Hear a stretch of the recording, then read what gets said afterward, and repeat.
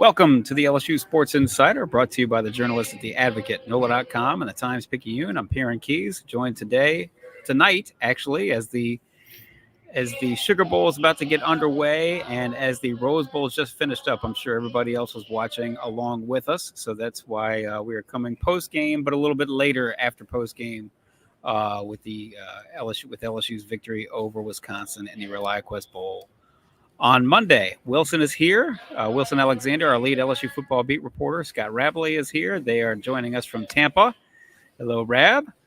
And I'm coming from the ground floor of the Superdome, where I'm about to go out and watch Washington and Texas get it on. So, but without further ado, we should discuss business at hand. LSU takes care of the Badgers. They had to come back from two 14-point deficits. Garrett Nussmeier leads the team on a 98-yard drive, and then the defense, really for the first time in the entire game, shows up and dominates when they absolutely have to. And LSU comes out with a 35-31 win, wrapping up Brian Kelly's second season with another 10-win record. So, gentlemen, how you guys doing? Give us your thoughts just a little bit about what you've seen today. Wilson, go ahead.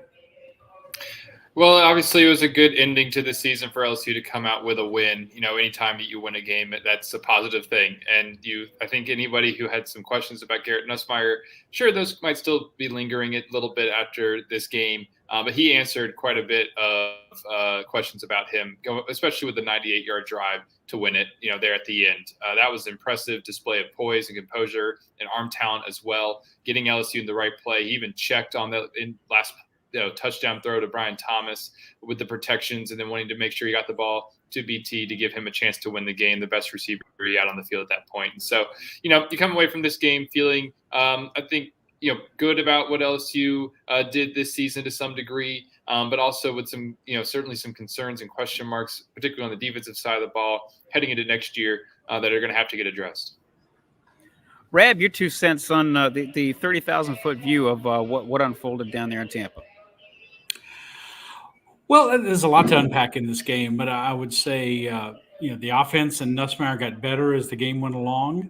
They started with a little shaky, some punts early, got down 14-0, and then got down again by 14 points, as you said, early in the third quarter. But they finished the game strong on offense and on defense. But LSU did not play well most of the game on defense. They gave up, for 500 yards to Wisconsin, got really, shredded by Tanner Mordecai, the Wisconsin quarterback, who hadn't had a game like this all season. And that leaves a lot of questions about the defense. But a win is a win. It's worth celebrating. It's 10 wins in back-to-back seasons, something has not happened a lot at LSU. And it's as Brian Kelly said, it is a sign of stability. But there are a lot of things to work on going forward, because the bar has been raised for LSU. A couple of years with Brian Kelly, his first 2 years, to try to get things going. But now the bar is raised for the future. Expectations will only increase with an expanded college football playoff starting next season. But LSU's in position to elevate its play with those things. But there's work to be done and a lot of interesting decisions to be made in the offseason starting very soon. Work to be done. Well, specifically, let's just get to it, because I think that's this is the question of the day, if not the question of the year.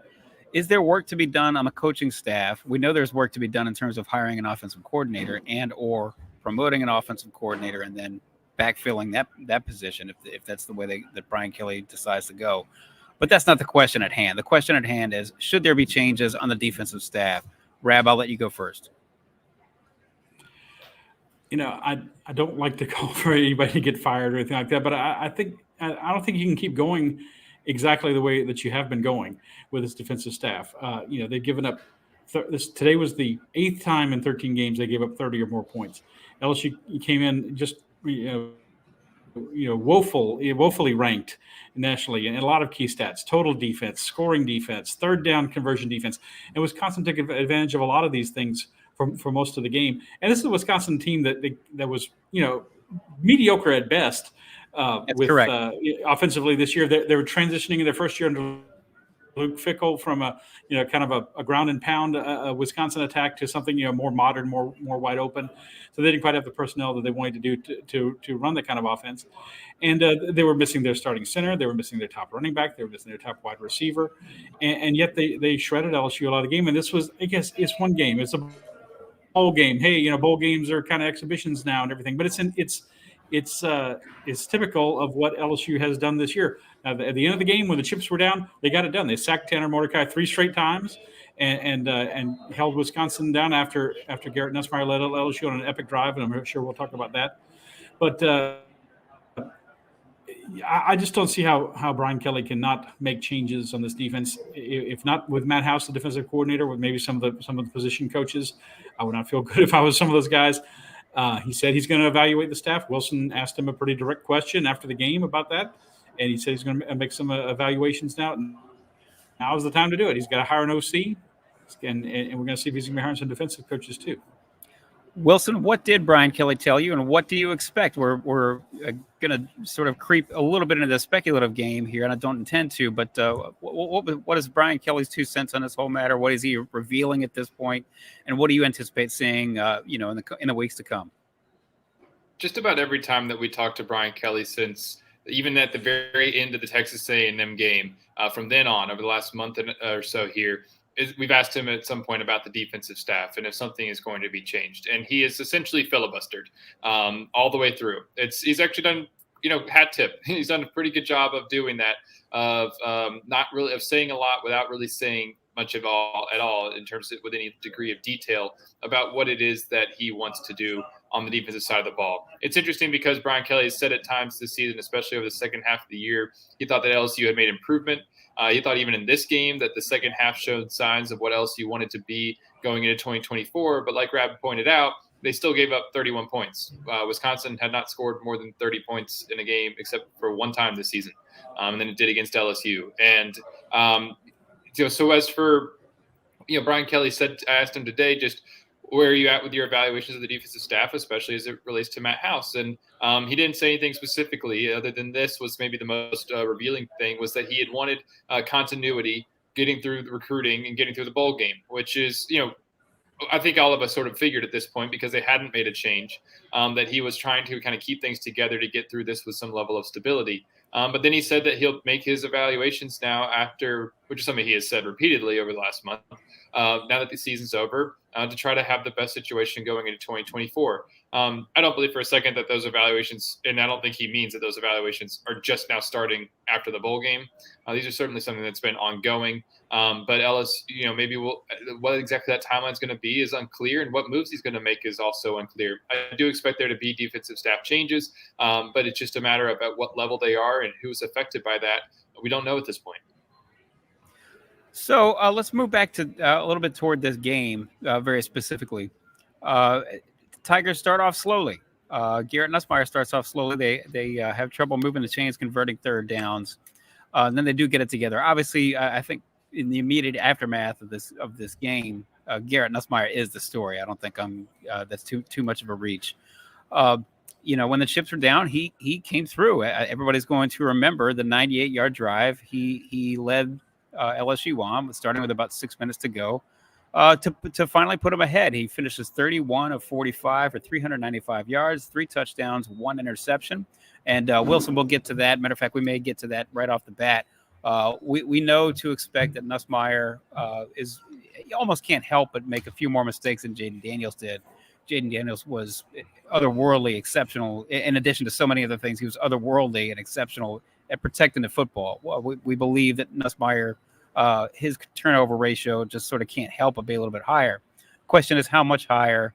And before we get too far into that, let's discuss Nussmeier, how he looked, how he sort of seemingly progressed through the game, and obviously finishing the job in the fourth quarter.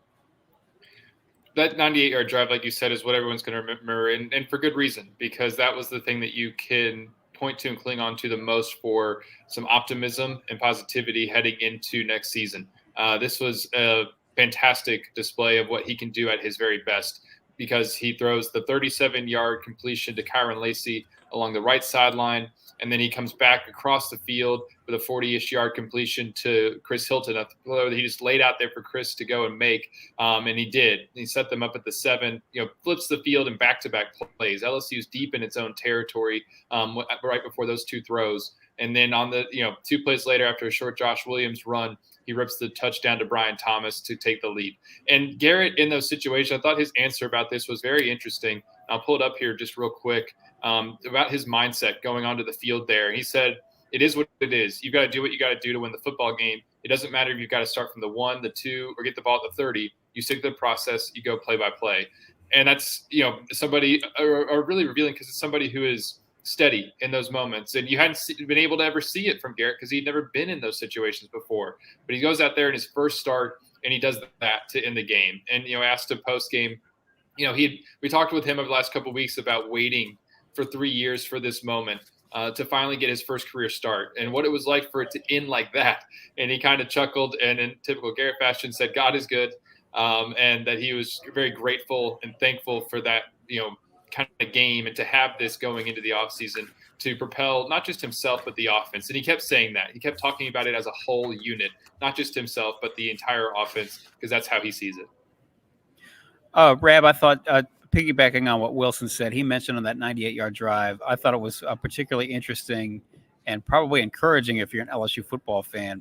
The 2 of the major plays on that drive, they went to Kyren Lacy and to Chris Hilton. These are 2 players we don't know for sure. Check me on this, Wilson. Do we know for sure whether Lacy's coming back, as he said? He's coming back. Okay, so he's coming back, and we obviously expect Chris Hilton to come back. Those, Xavier Thomas notwithstanding, those are going to be 2 of your most relied upon, certainly 2 of your most seasoned receivers going forward. We'll get to back to Nussmeier in a bit, but Rab, just that had to have been an encouraging piece of playmaking there on the part of Chris Hilton and Kyren Lacy. Yeah, I mean, Blake Neighbors, as Wilson talked to his mom, she knew it was his last game, so he's leaving. Brian Thomas had 2 more touchdown receptions. He looks like a first-round draft pick. Why wouldn't these guys go? So you need some weapons for him to work with this year. And Kyren Lacy has been the 3rd guy. He's been the Terrace Marshall of this group, going back to the 2019 trio of receivers LSU had. And then Chris Hilton's gotten some spot play here and there. But Hilton also had that wonderful tight-roping catch on the side of the end zone for a touchdown that they reviewed that Luke Fickell, the Washington coach, was not very happy about. But they said he got his right foot in and certainly a possession. Cost him a timeout. Yeah. It did. It was a challenge they made, and worth challenging. But they said he made the catch, and that shows some good chemistry between him and those guys. And you hope there'll be some other receivers for LSU. They hope there'll be other receivers that come along. But those are 2 good guys to start with. That's for certain. How about Nussmeier? Just your two cents on Nussmeier and how he played. Well, I mean, that drive was, that was epic stuff. I mean, Wisconsin, as we've said, that's the strength of their team is their defense, a top 20 scoring defense. They hadn't given up this many points all season long. And with the chips down, he completes the 43-yarder and then a 37-yarder, and it sets up the touchdown pass to Brian Thomas at the goal line. And it's confidence building. It's huge for him personally. It's huge for the team's confidence in him. And it certainly doesn't make anyone forget about Jaden Daniels and winning the Heisman Trophy, obviously, but it certainly makes them feel a lot better going into the offseason. But that's a drive people are going to talk about for a long, long time. As I said in an old Western, which I think a line we can pinch here. I like to pinch a line. When the legend becomes fact, print the legend. That drive is going to become legend. And Garrett Nussmeier put on some legend-making kind of stuff on that drive and showed what he can do. It's different from Daniels. There were opportunities today. Jaden Daniels would have took off and ran. He stayed in the pocket or rolled out and tried to extend the play. He never rushed. He didn't have any rushing yards today. It wasn't sacked. Didn't take off and run at all. He can, but he just didn't. And it's different. It's going to be a different-looking offense from what we've seen the last 2 years with Jaden quite a bit. But it doesn't mean he can't move the ball and be effective. And almost 400 yards passing today and 3 touchdowns shows that effectiveness, and certainly bodes very well for LSU next season. So before we go any further with the Garrett discussion, we've talked on this podcast a few times about LSU and whether or not really needed a transfer portal quarterback. And we all sort of came to a point of conclusion where they needed a portal quarterback to at least provide depth. But Rab was, I think, in a little bit more of the camp. They needed someone who could maybe even be the starter. At least I think he thought that at one point. Correct me if I'm wrong. But now after seeing this in Garrett today, Rab, what is your confidence level in Garrett Nussmeier heading the offseason? It's a lot higher. I mean, this is look. We thought the way the game started might be how it might go for a lot of the contests. There's a lot of empty possessions for LSU to start. He had a wide open Brian Thomas early in the game, and he was rolling out, and the pass drifted out of bounds, and Thomas couldn't quite keep his feet in, and otherwise they would have had a huge gainer to maybe set up an early score, and they were shut out in the first quarter, right? So it was the first time. The only other time they failed to score in the first quarter this year was against Arkansas. So it was a rare thing to see. And it's like he's kind of shaky. He's not, he's maybe forcing it a little too much. But as Brian Kelly said, he grew in confidence as the game went on. He started checking. He started checking and changing protections and that sort of thing. And I think grew tremendously. Look, as we said, this would be a very pivotal game for him. I said as well, this is a pivotal game for him. You miss seeing Jaden Daniels, but it's good for LSU and certainly Garrett Nussmeier going into next season that he gets to play, because Jaden was not going to get to come back no matter what. So it was it was good that he got to start before having to start against USC. This game will help. This performance will help him and help LSU win that game. And winning that game against USC in Las Vegas in September might help them get in the college football playoff. You never know. All the little things are going to count. But yeah, I think to go back to your original question, Wilson, I think you have to say confidence is higher in Garrett Nussmeier because, as you said, we didn't have a lot of sample size. He threw fewer passes this year than he did last year. He played in fewer games. So Jaden had to stay in there and keep pitching in a lot of games because the defense was giving up so many points. And but when it mattered, he delivered. And when you perform is one of the biggest things. And coming through in the clutch, and he did. And I think that's just going to do tremendous things for him, for the team, and for their confidence in him to execute an offense that will be looking very different next year from the way it looks this year.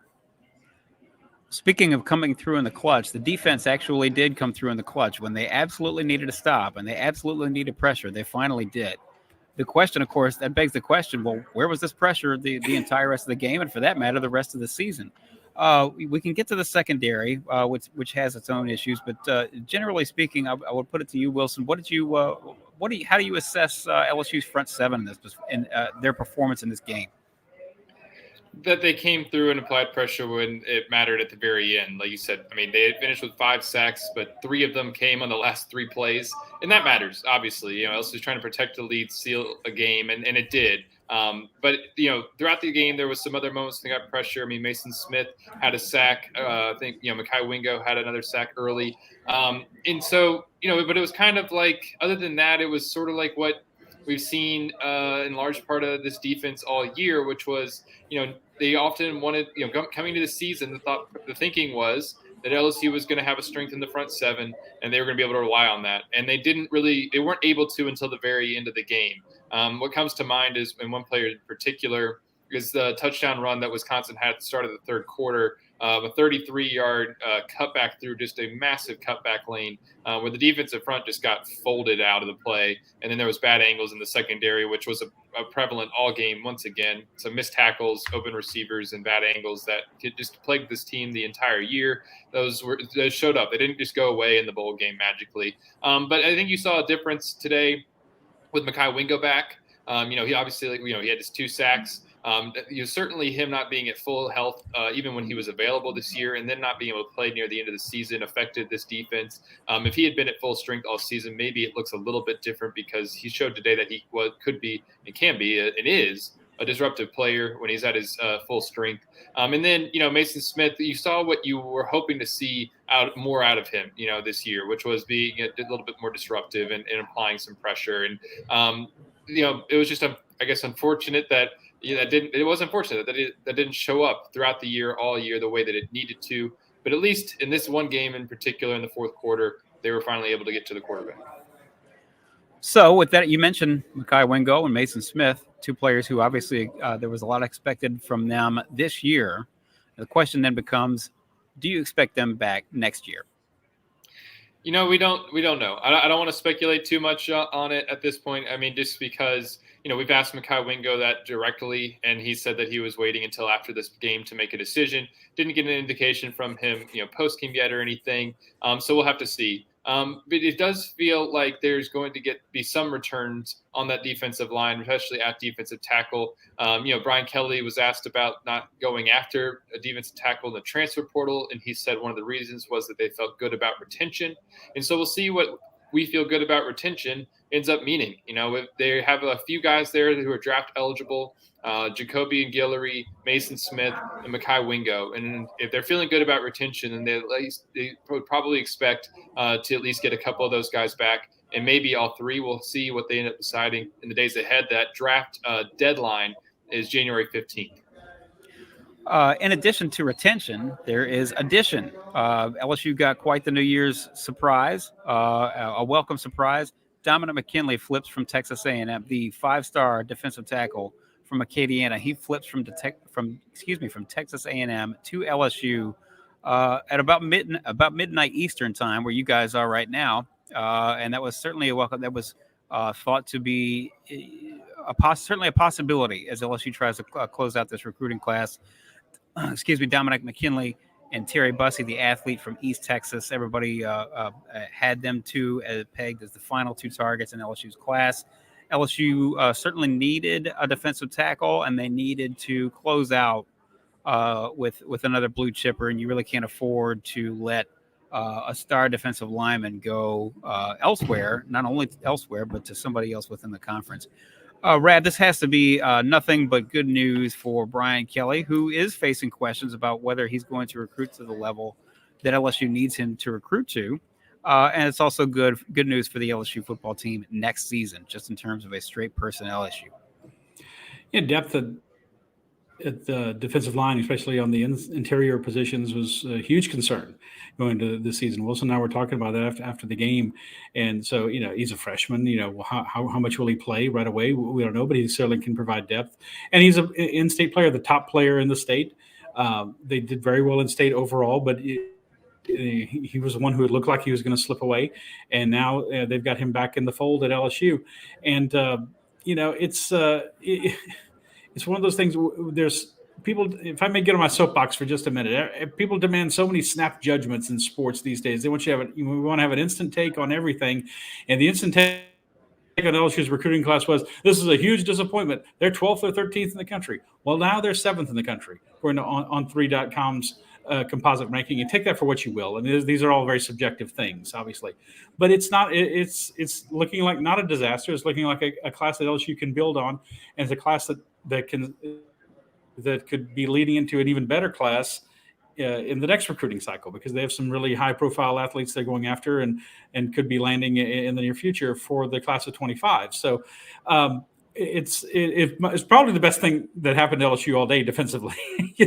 Dominick McKinley announcing his commitment to the Tigers. So the last couple of stops, you have to give credit to the last couple of stops now. I know, but like I said, this is important to long term. Yes, that long term it's important. And I'm going to say of those three players that Wilson mentioned, I'm going to say 2 out of the 3 are going to come back. I think Mekhi Wingo, I'm just my opinion, the fact that he wanted to come back and play in this game and really meant something to him. He said, I wear number 18. I need to play with my guys. And so he wanted to play. That kind of indicates to me that he might come back next year. I think Mason Smith definitely needs to come back. I think Jacoby and Guillory could come back. I think he would benefit from coming back, but players don't always do what's in their best interest in terms of their eligibility. But I'm going to say they're going to get 2 out of 3 of those guys to come back next year. So speaking of coming back, let's discuss the offense just a little bit here. We discussed obviously Kyren Lacy and Chris Hilton in the wide receiver position to some degree. The offensive line, in all likelihood, is going to come back completely intact. We don't know obviously about Lance Hurd, at least at the moment. Wilson, you're shaking your head. Go ahead. Charles Turner already accepted an invitation to the Senior Bowl, so they'll be replacing a center, and they'll most likely be DJ Chester stepping in for his spot. But otherwise, yes, 4 out of the 5 can come back. We're waiting on draft decisions for Garrett Dellinger and Miles Frazier, but those are 2 guys who might. I think have a good chance of coming back, and so we'll see how that kind of shakes out over the next couple of weeks. But 4 out of the 5 could be coming back. Continue. No, it's good. I'm glad he corrected me. This is twice now. The running back position. You discussed obviously this with Josh Williams, who has said to this point that he's leaning toward coming back. We don't know about Logan Diggs, but past that, LSU does have sort of the veritable stable. They do have several running backs who you'd have to feel really good about coming back to next year's team. Another takeaway from this game was Kyren Lacy and how much of a focal point he probably needs to be of the offense next year. That one drive where he ended up scoring, he shakes people the way not a lot of people can. And he's got power to him as well, as we've seen multiple times this year, just running over people. With the very limited touches that he had this season, he made it certainly an impression with them that was quite positive going into next year. And when you look at what the running back room is going to be, if hypothetically Logan Diggs goes off to the NFL, then Kaleb Jackson probably slides in as your running back 1, kind of right alongside Josh Williams. Those would probably be kind of your top 2. And then you also got Caden Durham coming in. You'd have Trey Holly. Noah Cain, I think, even has another year of eligibility left, so we'll have to see what he does with that as well. But the way that Kaleb Jackson has run this year, it was phenomenal at times, and it looked even really good today when he was getting some touches that actually had significance to them early in the game. And so he only ended up with 2 carries for 15 yards. And he also had the 1 reception for 13 yards. But doing that with that little touches, he clearly needs to be getting 10 plus a game next season. And that was probably one of the takeaways from this game, was just that is somebody who looks like he can be a focal point of your offense moving forward. And so the running back room seems to be in pretty good shape. And as we mentioned, looking ahead to the future and recruiting and all of that, on January 3rd, Harlem Berry commits. He's top running back in the country out of Louisiana. And, there's a good chance LSU is going to land him. And so Frank Wilson continues to shape that room into a really positive direction moving forward. He would be for the class of 2025, correct? That's Harlem right. Berry. Yep. Rab, one other weapon to take note of. Mason Taylor probably had his best game of this season. If you take a look at it, 7 catches, 88 yards. He did. He battled some injuries during the year. I think you'd have to say on balance, not that he had a bad year, but a better freshman season. Of course, most notably that tremendous 2-point catch on the in overtime to beat Alabama. But understandably, he kind of got overshadowed this year by Malik Neighbors and Brian Thomas and Kyren Lacy to an extent. But Malik Neighbors got the career receiving record, and he passed Josh Reed early in the game. And then Brian Kelly said he pulled him out after a little bit of a Malik wanted to go back in, but he pulled him out of the game. And so there were more opportunities for Brian Thomas. 7 targets, 7 catches for 88 yards. And, I think LSU is just going to continue to build out the tight end room. This has clearly been something that is something Brian Kelly considers a staple of the offense. And it was nice to see him back in there. The LSU went with I think Wilson and I were both surprised until later in the game. LSU went with a lot more short passes, passes instead of runs, and so that meant a lot of passes to a guy like Brian Thomas. Very much a ball control kind of passing game. More than I expected. I think we thought they'd take more shots early in the game. Of course, later in the game, Nussmeier did hit the big passes we talked about. Was that? Do you suppose? I'm sorry, I didn't mean to cut you off, Reb, but do you suppose that was a function of maybe the coaching staff, which incidentally had a new play caller, obviously, for this game? Was that a manifestation of the coaching staff trying to sort of ease Nussmeier into this, or for that matter, keep him away from making a big mistake, trying to take a shot downfield that wasn't there? Wilson, you're shaking your head. Yeah, if I could chime in, I don't think so. I think it was a product of Wisconsin was playing what Brian Kelly, called, trap 2 and trap 3 coverages, which is a way to disguise what you're doing. And that for a while there, Garrett Nussmeier was having a little bit of trouble kind of recognizing those things. And once he was able to, because it was his first start, and once he was able to kind of get into the flow of the game and understand what was going on that they were trying to do, he was able to adjust to it and make better decisions, be able to take some of those deep shots. So I think that's kind of what we were seeing maybe early in the game was kind of a product of that. A player who was starting for the first time in an offense that was having to adjust to his style being different than Jaden Daniels. I think that's part of the reason that Mason Taylor ended up being such an outlet in this game, whereas during the season, Jaden Daniels was throwing it deep so much that Mason Taylor didn't really factor into that because of his role in the offense. But I will say one thing that is not just not to discredit what Mason Taylor did today, because he did have a good game. And one thing that really backs up and maybe stands out the most to me, that he looked more like himself, because he was dealing with an ankle sprain kind of most of the season, was that 45 of his 88 yards came after the catch. He was able to run with the ball in space, and that was a really good sign in particular. But that's just my view on it, was that it was more of what Wisconsin was doing defensively early in the game, and that Garrett trying to settle into it. And then that's why once he kind of settled into it and was able to recognize those coverages that Wisconsin was trying to disguise, that they were able to hit those deep shots. But I guess that's my 2 cents. I would like to go back just 1 minute to the running back situation and Kaleb Jackson, who I admit I've been kind of beating the drum for Kaleb Jackson all year.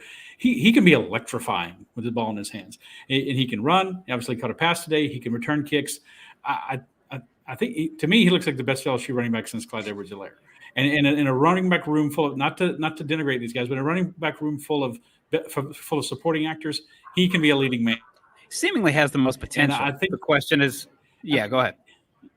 Yeah, I mean, maybe he doesn't understand so much, everything in the offense. You certainly would figure as a freshman, maybe he doesn't as much as a Noah Cain or a Josh Williams or something like that. But he's got some talent that LSU, because they're not going to have 1,000-yard rushing quarterback next year, with Garrett Nussmeier being the starter, and so you've got to generate more production from the running backs who didn't have to do as much this year.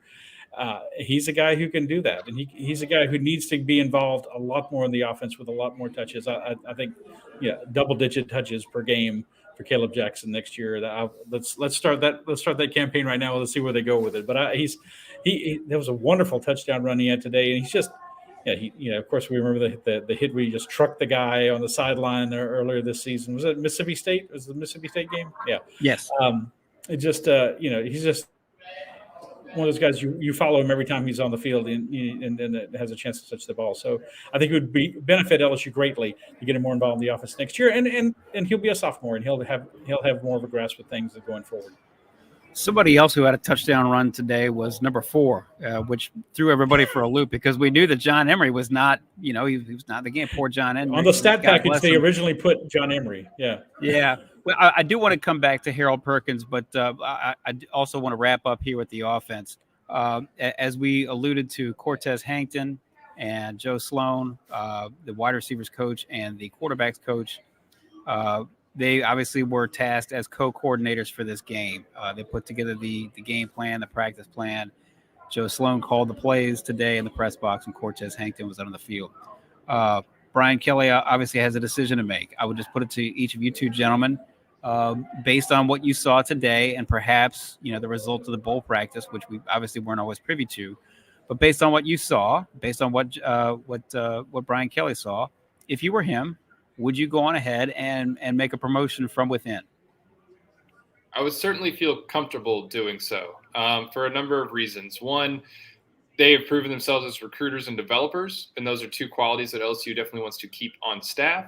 And then today, actually, in-game action, we saw them, generate an offense that scored 35 points against a defense that, like we said, had been pretty good this year, especially at limiting explosive plays. And LSU was still able to, once, like I said, Garrett was kind of got into the flow of the game and the offense began to mesh with this new quarterback, they were able to then hit those explosive plays, especially on that 98-yard touchdown drive to win the game.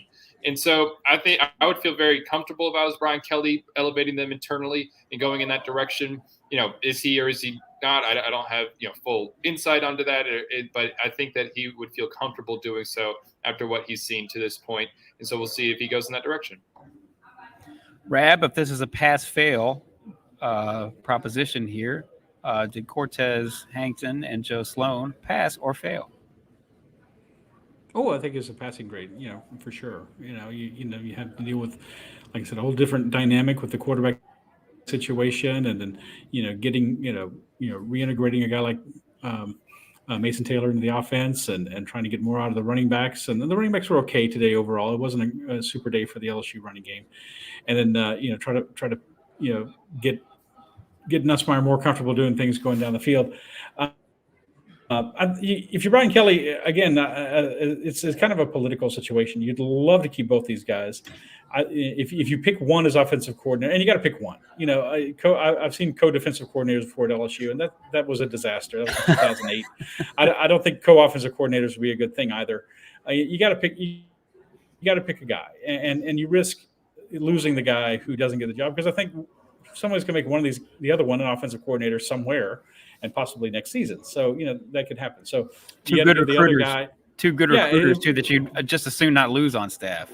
Two of the best on the staff, along with, Frank Wilson, who obviously is, who we all know about his resume of recruiting players, especially in state. But I think Joe Sloan, the fact that he was the guy in the press box, Brian Kelly said that he was in the press box. The plays came down from him. They're sent out to the field with input from other coaches. And Kelly made a point in the post game to mention contributions by a lot of people on the staff.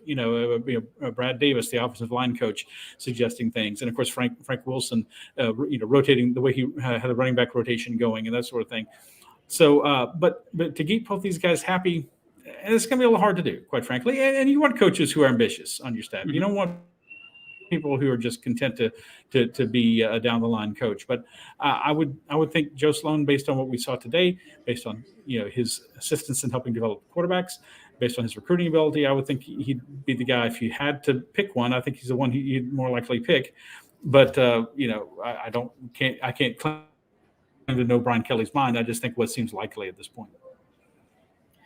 So we just moments ago, we mentioned Harold Perkins, star turn at running back. I did want to bring up just sort of the notion of Harold Perkins because, frankly, and this has been, something of a symptom of or a microcosm of the rest of the season, at least at points. We just didn't see a whole lot from Harold Perkins in terms of being the game wrecker, the playmaker extraordinaire on defense, either in this game or in many other games this season. What do you make of this? I will let you go, Rab, wherever you'd like to go with that. What do I make of him getting in on offense?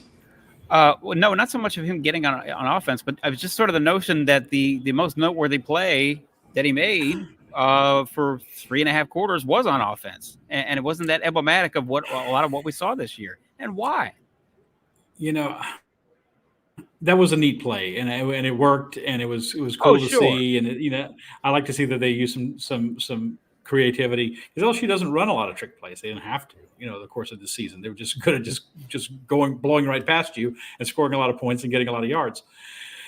But I'm really specifically more asking about his sort of. Yeah, it feels like a lost season for Harold Perkins, really.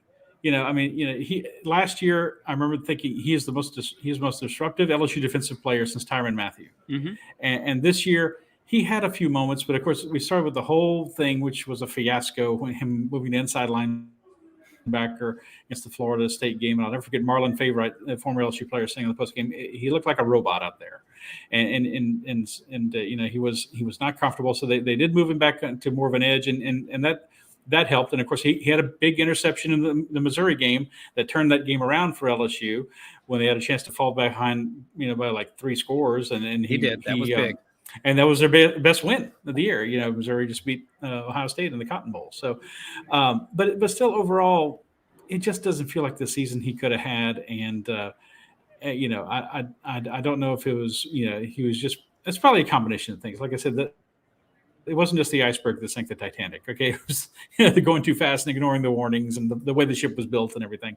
And it's probably maybe him them thinking too much about his future potential as a pro player, and maybe he reading his press clippings, as they say, a little more and getting a little full of himself, and maybe not working as hard. I don't know, but it just wasn't a great season. And he can come back. He's a great talent. Obviously, we saw today, and apparently we were talking about this in the press box. Apparently, he was a really good running back in high school, as you yes, he was a great physical talent. So he can bounce back next year and be that player. But he was a preseason All-American. He was on everybody's preseason All-America team. They won LSU player He was on everybody's Well, preseason All-America list, and it wasn't anywhere close to that season for him. But it can be again if with the right motivation and the right direction. It What if I can told be you again. that Go ahead. What if I told y'all that Harold finished the season with 75 tackles, 13 tackles for loss, team high, 5.5 sacks, and 7 hurries? I still agree with you that he did not have the season that he could have had, because that basically matched his numbers from last year, as certainly in terms of tackles for loss, hurries, and sacks. But it wasn't as low of a stat output as I maybe expected it to be. But it wasn't as I felt he wasn't maximized the way that he could have been this year. I personally, that would be, to me, that would be the best way to put it, is that it did not feel like that all of his talents and his potential had been maximized, which, look, this is me speaking only for myself, but it makes you have to wonder how much of this was him and how much of this was a product of the coaching staff. It probably was a little bit of both. Go ahead, Rap. Yeah. Look, the bar was set very high for Harold Perkins coming into the season based on last season. But, by comparison, another player who the bar was set high for was Malik Neighbors. And he was preseason All-SEC as a wide receiver, and he was expected to be the leader of the skill group, and he delivered. He more than delivered. He had a season for the ages as an LSU wide receiver. So those numbers are surprising, Wilson, and I'm glad you brought them up. They are surprising, and for a lot of players, you'd say, "Oh, what a great season." But you expected more from Harold Perkins somehow, and it just never seemed like it quite materialized. But he's coming back for another year. He can have an All-American season next season. Wouldn't surprise me in the slightest. But maybe he and the LSU coaches, whoever they may be, will learn from this season, and he could be more effective in 2024. One thing to note real quick about Harold, just real fast, he walked off the field after the game with his left arm in a sling. He had to go off on LSU's last defensive drive. And so he would, like I said, arm in a sling. We don't know anything about his status, what can happen in terms of, what he was dealing with or how it would affect him going to the office or anything like that, but just so people know. A couple of things here before we wrap this up, before we put the bow on a season, at least for now. We had, gentlemen, you two remember that on a couple of previous podcasts, we played a little over-under game. Wilson, you put it to us, actually. You put both of these to us, actually. Over-under, did we think that Jay Bramblett would have over or under 4 punts? We all said over, so that was true. He wound up with 5 today. And LSU still wound up with 35 points, so I think that it does speak to an offense that can get things going. You also, in a previous podcast, had put an over-under on Whit Weeks' tackle total, and you'd put it at 7. I did not think he was going to get there. Well, Whit Weeks finished with 8 tackles today, 2 solo, 6 assists, and a half a tackle for loss. So, gentlemen, anything you want to say about there? Whit Weeks, Jay Bramblett, really, for that matter, any other performances today that either stood out or were maybe less than what you expected? I need to get into some kind of like being a line maker or something, like a betting line maker. I mean, I set those really well, I think. Yeah. Yeah, you did. Yes. Pat on the back to me. Nothing else really stood out to me. Really, it was good to see Whit Weeks getting a good bit of playing time in this game, 8 tackles, because he's going to be your weak side linebacker most likely next year, next to Greg Penn there in the middle, and we got to see them on the field quite a bit. But other than that, we've already talked about a lot of the individual performances that really stood out in this game. And so, LSU just needs to kind of continue to build on some of those things going into next season, and we'll see how things continue to shape up. Rab, anybody who overdid it or underdid it today? Anybody else who stood out for you? Well, I'll tell you someone who overdid it in one respect. And though he led the team in tackles, was Major Burns. There was a lot of celebrating and strutting around by Major Burns for a guy who plays on this defense that I think could use a little humility. He did have 13 tackles and 1.5 tackles for loss. Everything so good for him, but obviously doesn't maybe speak well that he had so many tackles. But Greg Penn, another solid day, 7 tackles, including a forced fumble. Tackle for loss. It was a sack. So, and he's coming back, right, Wilson, as well. next Most year. likely, So yes. He still keeps kind of qualifying it just a little bit, saying like as of now, most likely. But it would be a change in his mind if he were to not come back. He is heading in that direction, certainly.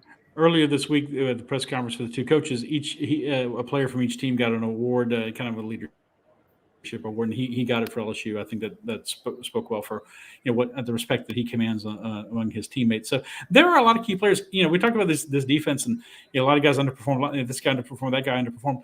There's a lot of guys who can improve from one year to the next, and they are talented players. Mason Smith, Harold Perkins, Greg Penn. Ryan was a 5-star prospect coming out of high school in Lafayette, right? There are some very talented guys who, if they could improve their play, LSU's defense could at least be respectable next year. If they're respectable, I think we got a glimpse today that this offense can be very potent again. I think expecting to be quite as potent would be fair, but maybe not all is as dire for LSU going into the next season as it might look just looking at the defense. I would like to, sort of along those lines, I'm going to be curious to see how three particular players that we haven't mentioned, how they continue to progress. 3 young players. Well, 2 of them very young. Ashton Stamps, Javian Toviano, and Sage Ryan. We saw certainly they had to play the majority of the snaps at corner the last couple of games, really the last month or so of the season. And certainly have had some rough patches and had some rough patches again in the ReliaQuest Bowl. But I would say certainly with the 2 young corners that there's room for growth there, and they're not going to be by themselves. They're going to have reinforcements come along the way as well in the secondary. And they will need reinforcements, and they will need to improve as well. Gentlemen, anything before you guys would like to wrap up so we can finish watching the Sugar Bowl here and figure out who's going to wind up meeting in Houston on January 8th? Just Happy New Year to everybody out there. And for anyone who's listening or watching, thanks for doing so all season and for keeping up with the Advocate. We really appreciate it. And you'll read my newsletter that I got to go type after I finish this. I will say the year 3 is a tremendously pivotal year for the LSU program under Brian Kelly. Like I said, he's got a lot of decisions to make on the coaching staff. The newly expanded SEC, the newly expanded college football playoff. LSU can be in that mix, but they've got a lot of work to do to get there. And they were, for all their defensive troubles this year, they were maybe one play away from being in the top 11. Going into the college football playoff, which next year would get them in. So, for everyone there's a lot of reason for you could be kind of gloomy about LSU football, but there's a lot of reasons to be positive, or at least optimistic too. And it's going to be a fascinating offseason. I'm glad we have Wilson Alexander to cover every bit of it for us.